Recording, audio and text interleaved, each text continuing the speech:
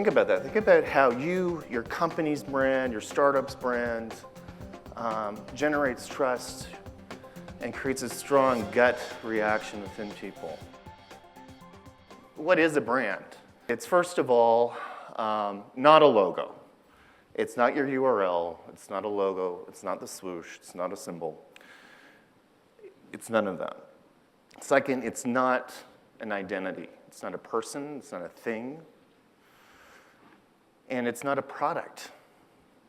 So then what the hell is this thing called a brand that's so hard to quantify and ends up in the goodwill piece of the balance sheet? What is it? It's really a person's gut feeling about a product, service, organization. But what is your gut feeling about the product, what you're wearing, about what you're driving, about you yourself and your personal brand? What is that gut reaction when people will talk about you or that product or that organization? It's perception. But why is it important? A brand is important because it creates a platform of trust in which we generate long-term value. It sounds like it came out of an annual report, but it means a lot. Trust. Is this brand connecting with me? Is it creating a trust with me? I bank at Scotia. I've banked there since I was 12. They've created a strong trust through their product and services, built up brand equity with me. So think about that. Think about how your company's brand, your startup's brand, generates trust and creates a strong gut reaction within people. And that sounds really kind of lofty, but we'll talk about how you can do that, because I don't want to be a peanut gallery telling you stuff that you can Google tonight. I want to give you some actionable stuff that you can take away. The 10 rules of brand building. Things have changed dramatically since I started at Mars 5 years ago, and I've actually worked with not 200, over 400 startups now. Now also part of the Techstars global platform as part of Techstars Accelerating Startup Next program. And we see a lot of issues on branding right from the beginning, and it's so important to start thinking about branding from the beginning of your startup. And as quickly as you build that brand equity, it can easily evaporate. The 10 rules are, number 1, power shifted from companies to customers. What the heck does that mean? It means that companies are no longer in control. You are. With social media, with the channels of distribution, brand touch points, you are in control of how brands are communicated, especially through those channels. And I'll talk about brand touch points and channels in a minute. Number 2, people are not focused on products, but meaning. We buy stuff to create meaning around it. I use Slack. I'm on an iOS device. I use Uber. There's some meaning behind that, believe it or not, every time you open up that Uber app and hail a cab. 3, customers build products to build their identities. So we're actually buying things and using services, consuming to build our own identity. We can talk through some examples of that in a bit. Number 4, we hate to be sold, but we love to buy, right? So this idea of constantly being sold something it's mundane. There's so many ads out there now that we're just tuning out. The whole Netflix revolution is kind of proving that. And we're just bombarded with so many messages that we're just shutting it out because there's nothing really that's communicating with us that's authentic. Anybody drive across the border into Buffalo and see those personal injury lawyer billboards along the highway? Yeah, it's very push tactic, right? Bad branding. We can talk about that later. Number 5, we buy in tribes to feel safe and successful. This is great. So each of these points, write them down and consider it when you have your meetings with your founding team or yourselves if you're working on an idea or you're in a large enterprise. Write them down and challenge each other on them. Like how are customers buying to feel safe and successful? What is unique about what we're offering that they can't get down the street? If we were to lose them tomorrow, is there another customer that's coming on board? How are we keeping them on board? What is the switching cost? Number 6, the battle is no longer between companies, but tribes of people, customers. These group of customers are what matter to companies these days. Uber is a great example of that, creating a whole tribe, not only drivers, but consumers, people that are hailing cabs, iOS, Mac, everything, right? Creating tribes of people around their product or their service is critical. So think about that. How can I create a tribe of folks that are really loyal? What are the brand touch points that I need to travel through to reach those customers? It takes time. It's like farming, right? You're watering, you're constantly learning from customers, taking their insights, because remember, they're in control of how your brand gets distributed, how they refer to other people, etc. So the company with the strongest tribe wins. That's the reality of today. And we're all connected through technology. So in my startup, we know we can reach folks online through our app or through WhatsApp, directly through email. What are your touch points? And how does technology change the way you talk to your customers? How can you use technology to create a tribe of folks that are loyal? Number 9, brands need to flow through these technologies, multiple touch points. Branding needs to be consistent. Your message needs to be consistent throughout all of those touch points. From your business card to your email signature to the display ad on Facebook to your SEO search result on Google, everything has to be consistent and completely on brand throughout those channels. It'll adapt based on the customer you're trying to reach, but consistency is really key. If I hear something different about your brand from another person who then tells another person, that creates a bit of a nightmare, and then it kind of disbands the tribe. Number 10, the most successful brands are not static but fluid. It's constantly changing. We're constantly learning from customers. We're taking that insight and we're turning it into the next iteration of our product. Has anybody read The Lean Startup by Eric Ries that was referred to in the video? A few of us here, great. Excellent book, pick it up. It talks about this new idea of build, test, measure, meaning we now don't go out, raise a bunch of capital, launch a product, and hope people come, field of dreams type of mentality. We now go out, we talk to customers that we think are in our target, we learn from them, and we build the minimum viable version of what they're telling us they need. Through that process, we learn a lot about how to market and how to brand ourselves in the process. So what is the difference between branding and marketing? So we get that question a lot at Mars, and especially from founders who are trying to show traction in their companies really quick to either raise capital or show sustainability, hit product market fit. Branding is definitely not a push tactic. It's a pull tactic. It's something that you're building from the beginning. In fact, the best branding makes selling completely useless, marketing completely useless. If you have a very strong brand, folks come to you. You don't need to worry about marketing. Easier said than done. Building the brand takes time based on the 10 rules of branding. Second, branding is who you are as a company. Marketing is what you do. Branding is long-term. It's impacted immediately, but it is a long-term process of building, whereas marketing is short-term. You have something that you are launching, you are putting a plan together, you're testing different marketing tactics, you're hammering down on the tactics that really work, versus branding, which is definitely not a push tactic, it's pull. You're taking all that insight from customers and continuing to build on it.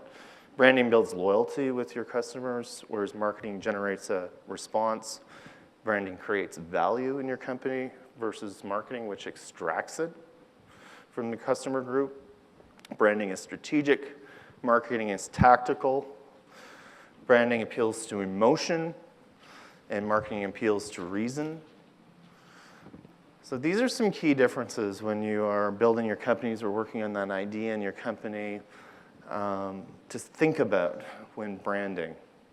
Again, not a logo, not a symbol. Customers buy in tribes. Just slowly reiterating this stuff.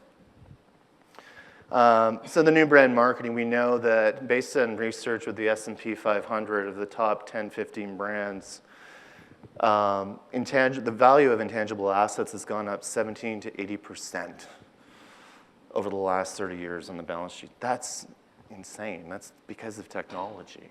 And the majority of that is from brands. So we now have brands sitting on the balance sheet, which means a lot to investors and adds to the value of the company. Extremely, extremely important to remember. So we're in a new shift. Branding is completely changed. It's liquid. We're going through multiple touch points. It means a lot more. It's much more quantifiable on the balance sheet. So really important stuff. So how do you start branding? Like, what are the things that you would start to do if you're sitting down with your teams and talking about the 10 rules and plotting this out? You start on the left side with the customer and figure out who they are, who are you targeting. Building personas is a great way of figuring out who they are. Demographic information, why do they buy from you? What triggers the buy? Why would they stay? What tribes do they belong to? What do they want from you?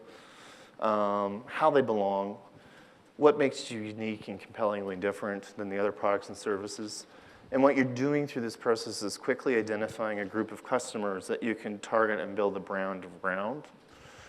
On the company side, you then want to start building stuff like the purpose. Why does the company exist? Right? So you build that and you align it to the identity of the customer you're serving.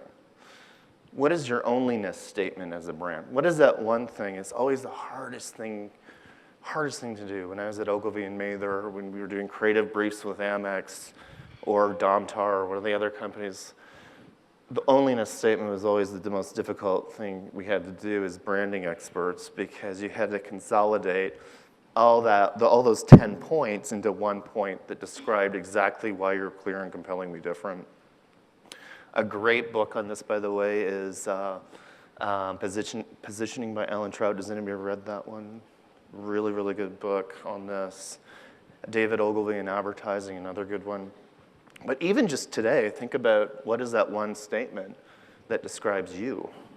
What's that one statement that describes Mars? What's that one statement that describes Uber or the TTC or McDonald's or whatever brands you're consuming or building a tribe around? The last item is more, so how do they belong to your company? And therefore, that can describe the values in your company. So how do they belong, values in the company? In our company, we know that our runners want advanced coaching. That's what we do, by the way. My company coaches runners in 5K, half marathon, and marathon. We sync data from their smartwatches and build customized coaching plans for them. We know that this is a totally different runner than a social runner who's there for the social aspect. These are people that want to qualify for Boston, go to Berlin, improve their times. Very, not advanced, but on the path to being advanced. So we know what they value. They want to run their best, so they want to be coached by the best. They want to improve their time, so they need detailed plans that adjust based on their performance. So you can build values around your customer base pretty quickly, but you don't know what they are until you get out there and talk to them and learn from them and turn that into insight. So I was talking earlier about this idea of brands being consistent and flowing through touch points. This is a great little exercise you can do with your team. Just simply plot them. Like, what are all the touch points that our company's brand is communicated through? Everything from business cards, which, if you look at the y-axis, you can be very shallow, general type touch points, to very personal and deep as we move down the matrix. So we've got business cards, PR, website, SEM, social. Take a look at the book Traction. It talks through 19 key channels that you should be looking at as founders. And this is a great way of kind of building programs, building a brand around these key touch points, because you want to drive as many as possible within a reasonable amount of time and resources that you have in an early stage company to a more personal and deep sort of relationship with those customers, so you know them inside and out. So then you can build more programs that get them back into the top of the funnel, get them referring people back to your company and building a tribe around your brand. If anything, leave with this tonight. First, with technology and this explosion of connectivity, it's given the power to the customer to you. You define the Mars brand. You define the brands that you're consuming right now. Your customer want more features, more than benefits, and more experience. They don't want that, sorry. They want more meaning rather than features and benefits. So more meaning behind them. Your product is not the innovation. It's the customer that's the innovation. Customer is the innovation. You decide the great experience. You don't decide it. You design it. The goal of designing any prototype of your business idea is not to impress customers, but let them impress you with their reactions and feedback. Super, super important. A brand is not what you say it is. It's what your customer says it is. I can't tell you how many times when we go out and do discovery with clients, there's this tunnel vision of, I think I know exactly what our value prop is, I know exactly what they're gonna say, and the customer reacts completely different or says something that really throws them. You have to be, in the early days of building your brand, used to failure, keep going from failure to failure without a loss of enthusiasm, and learning from that and turning the brand into something that customers want to build a tribe or understand. Customers buy in authenticity. Very, very quickly, you can be torn apart today with your brand if it's not authentic, if you don't have the proper, if you're not delivering on the value proposition that you're communicating, customers have multiple routes to bring you down over social media, directly, you name it. So being extremely authentic with what you're delivering is really, really important. Customers don't want to be told what to buy. They want to tell you. They're on a journey with your brand. Each brand experience should be the brand in a miniature, a representative sample of what your customer understands about your company. That's really interesting, right? Every touch point with your brand should be a mini representation of that.